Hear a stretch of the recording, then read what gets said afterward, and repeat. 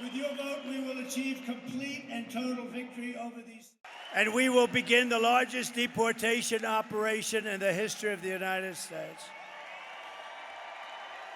We will close the border. We will stop the invasion of illegals into our country. We will defend our territory. We will not be conquered. We will not be conquered. We will reclaim our sovereignty.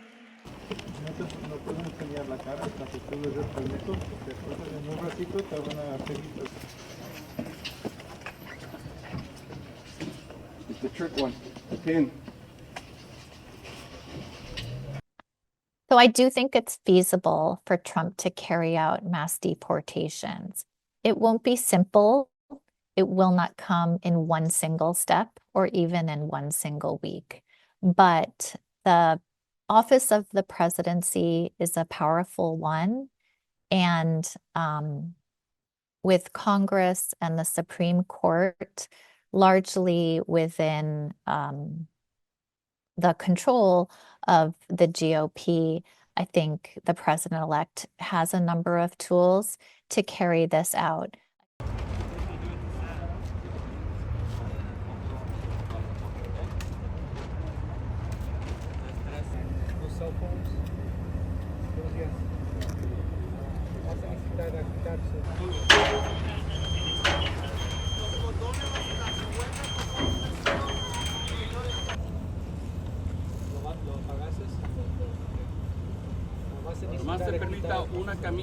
I also expect that there will be many legal challenges.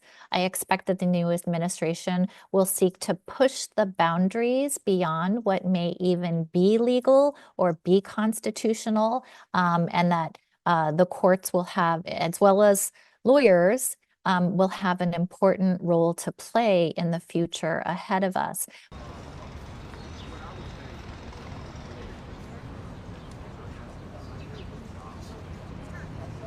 Navidad Santos, convicted for possessing controlled substance. Now, the extent to which that itself is successful is also going to depend on people knowing their rights and asserting their rights. So, for example, not necessarily sharing all of their information on the spot, but knowing that they have a right to speak to an attorney, for example.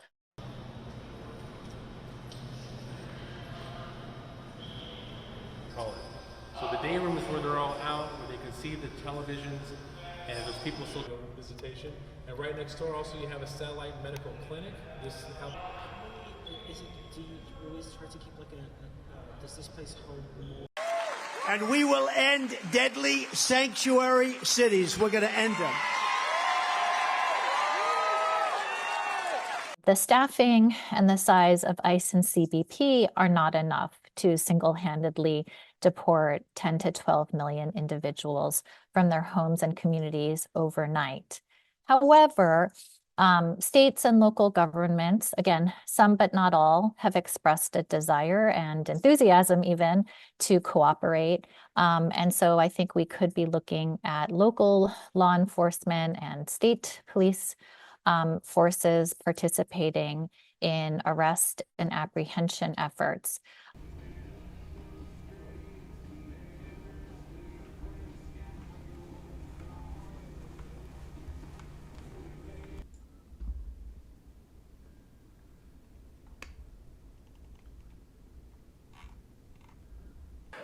When the legislature passed SB 54, basically making us a sanctuary state, it effectively cut off the cooperation of and information sharing between law enforcement and local law enforcement and our federal government.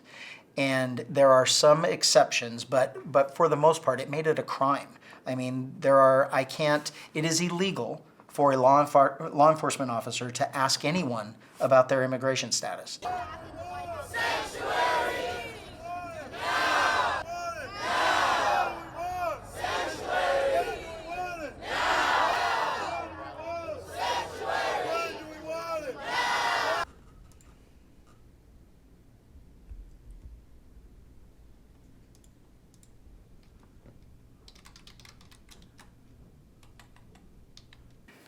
the struggle between violating the two laws is going to be real, because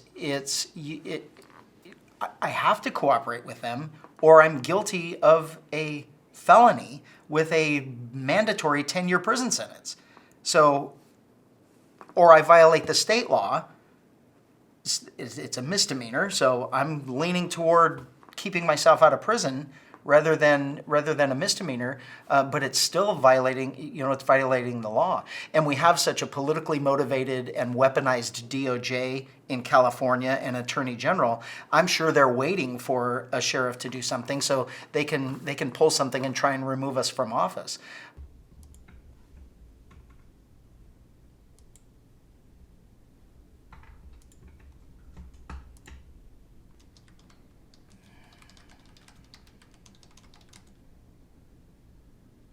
So we are doing everything we can to make sure our community knows your immigration status means nothing unless you're a criminal. It's like, don't commit crimes. If you don't want us to involve you with ICE and with immigration, don't commit crimes, and don't let your family members commit crimes. But all that will happen inside the jail after they are arrested, not in the community. We are not going in. We'll go into our community for community events and participate in everything that we can. It will not ever be for immigration enforcement.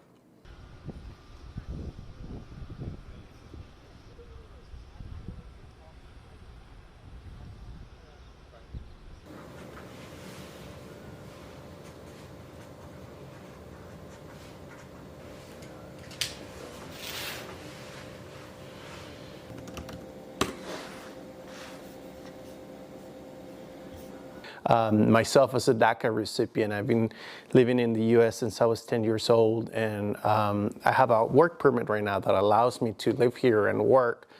But with the new administration coming in, obviously everything is at jeopardy. And a lot of us could lose this benefit. This is my university degree. I have a double bachelor's of arts in communication and film production. And I graduated actually 10 years ago this year. Went to a private school. They helped me with scholarships. So I definitely worked hard to be able to earn this degree. So, yeah.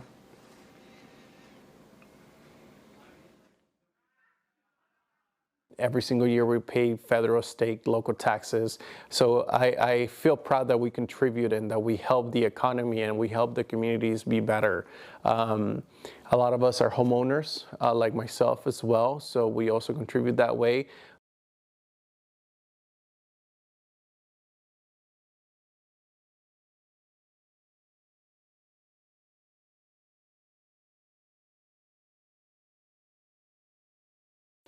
Even though my mom is now a U.S. citizen, I would still be at risk of, being deported back to a country where I don't know. I came here when I was a child. I don't know anybody there. I don't know the system. I don't know how to be able to live in a place that it's basically new to me.